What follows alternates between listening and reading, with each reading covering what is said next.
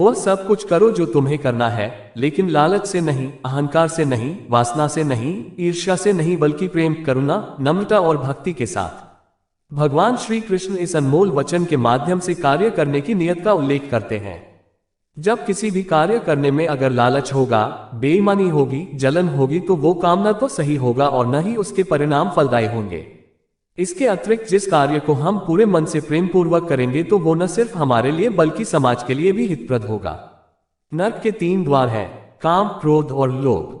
जो व्यक्ति कामी प्रवृत्ति का होता हो, जिसके मन में लोभ होता है और जो अत्यधिक क्रोधी स्वभाव का होता है, उसके लिए नरक के द्वार सदैव खुले होते हैं। अर्थात ऐसे व्यक्ति को तो सिर्फ नरक में ही जगह मिलती है। मैं ही सृष्टि का आदि, मध्य और अंत हूँ। भगवान श्री कृष्ण ही इस सृष्टि के पालनहार है। वही इस संसार की शुरुआत थे, वही मध्य और वही अंत होंगे।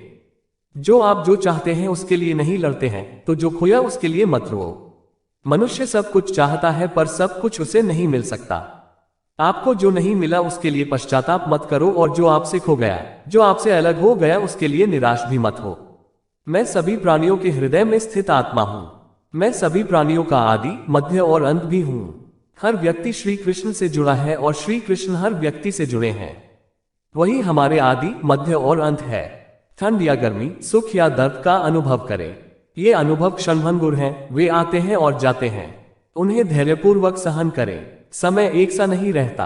आज दुख है तो कल सुख भी आएंगे, और सुख के बाद दुख भी आना स्वाभाविक है। आपको पूरे धैर्य और श्री कृष्ण पर विश्वास के साथ अपना जीवन निर्वाह करना चाहिए। सत्य कभी नष्ट नहीं हो सकता। अच्छा करने से नहीं डरना चाहिए। लोग अक्सर सच कहने से बचते हैं या डरते हैं, पर सत्य कभी छुप नहीं सकता और न ही कभी मिट सकता है। कितना भी छुपा ले पर सच तो उजागर हो ही जाएगा। इसलिए जो बात सच पर आधारित हो उसे करने या कहने और मानने से कभी नहीं डरना चाहिए। इस शरीर का मोह मत करो, ये तो माटी है, माटी में मिल जाएगा। अमर तो आत्मा है जो परमात्मा में मिल जाएगी। लोग अपने शरीर को सुंदर बनाने में लगे रहते हैं, पर आत्मा की सुंदरता शरीर की सुंदरता से कहीं ज्यादा महत्वपूर्ण है। शरीर तो नश्वर है, मिट्टी ही तो है, तो मिट्टी में ही मिल जाता है, पर आत्मा अमर है, इसलिए आत्मा की सुंदरता पर ध्यान दो। जो हुआ अच्छा हुआ, जो होता है अच्छे के लिए होता है। कभी कभी विपरीत परिस्थितियां हमारी वर्तमान स्थिति को अच्छा करने के लिए आती हैं। मन चंचल है, इसे और संयमित करना कठिन है, लेकिन यह अभ्यास से वश में हो जाता है। मन चंचल होता है, यह इधर उधर भागता है और किसी भी कार्य की एकाग्रता का दुश्मन है। लेकिन यदि यह व्यक्ति के वश में हो जाए तो इससे अच्छा कोई मित्र नहीं है। मन को एकाग्र करना जरूरी है, बस थोड़े से प्रयास और अभ्यास की जरूरत है। मेरे लिए न कोई घृणित है और न ही कोई प्रिय, न कोई निर्धन है और न ही कोई धनी। बस जो भक्ति भाव के साथ मुझे याद करते हैं, मैं उनका हूं और वो मेरे। श्री कृष्ण उन्हीं के हैं जो श्री कृष्ण के हैं। भगवान तो बस प्रेम भक्ति के भूखे हैं।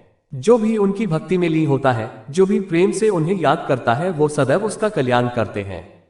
मैं हमेशा तुम्हारे साथ और तुम्हारे आसपास रहता है, चाहे तुम कुछ भी कर रहे हो। जब भी आप कोई बुरा कार्य करते हो या अच्छा कार्य करते हो, आपको लगता है कि कोई देख नहीं रहा, तो यहाँ श्री कृष्ण कहते हैं कि तुम जो कुछ भी कर रहे हो, मेरी दृष्टि सदैव तुम पर है। इसलिए आप यह मत समझे कि आप अकेले हैं, आपके साथ श्री कृष्ण सदैव हैं। जिस इंसान के चारों तरफ नकारात्मक लोग रहते हैं, उस इंसान का मंजिल से भटक जाना तय है। कहते हैं मन के हारे हार है और मन के जीते जीत। जिस प्रकार सकारात्मक विचारों से सफलता मिलती है, उसी प्रकार नकारात्मक विचार असफलता के मार्ग की ओर अग्रसर करते हैं। क्योंकि जैसा हम सोचते हैं वैसे ही हम बनते जाते हैं, और अपने विचारों के माध्यम से ही हमें नकारात्मक और सकारात्मक परिणाम मिलते हैं। अपने अनिवार्य कर्तव्य का पालन करें, क्योंकि क्रिया वास्तव में निष्क्रियता से बेहतर है। मनुष्य ही एक ऐसा प्राणी है जो कर्म करता है, इसलिए कर्म करना प्रत्येक व्यक्ति का धर्म भी है। कर्म कार्य करने वाला व्यक्ति है, कर्मवीर कहलाता है। इसलिए कार्य करते रहना खाली बैठे रहने से हमेशा बेहतर होता है।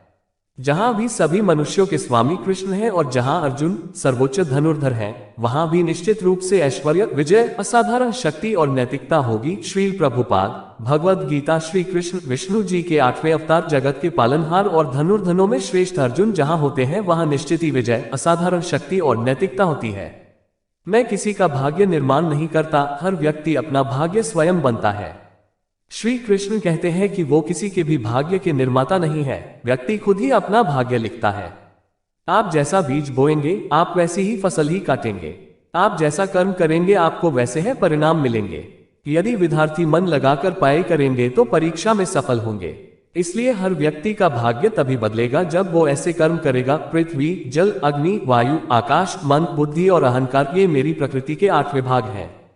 जो कुछ भी है वो वर्तमान में है, जो बीत गया है वो नहीं आएगा, और जो आने वाला है उसकी चिंता नहीं बल्कि खुले हाथों से इसका स्वागत करें। भ्रम और संदेह से परे, जब आप भगवान से प्यार करते हैं तो आप हर चीज से प्यार करते हैं। मन उन लोगों के लिए दुश्मन की तरह काम करता है जो इसे नियंत्रित नहीं करते हैं, और जिसने अपने मन को जीत लिया है उसके लिए मन सबसे अच्छा मित्र है।